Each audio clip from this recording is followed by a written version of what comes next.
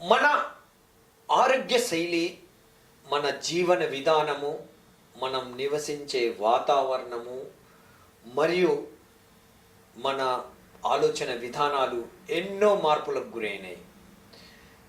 దీన్ని వలన ఎన్నో ఆరోగ్య సమస్యలు వచ్చాయి.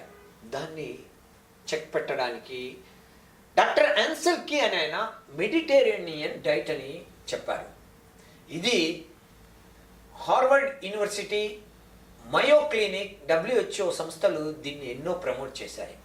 దీంట్లో ముఖ్యంగా ఆలివ్ ఆయిల్, దీని వలన హృదయ సంబంధ సమస్యలు అంటే హార్ట్ ప్రాబ్లం తగ్గడము, బీపీ కంట్రోల్ కావడము మరియు మన బ్రెయిన్ యాక్టివ్ కావడము, ఆయుష్ బాగా పెరగడము చూశారు.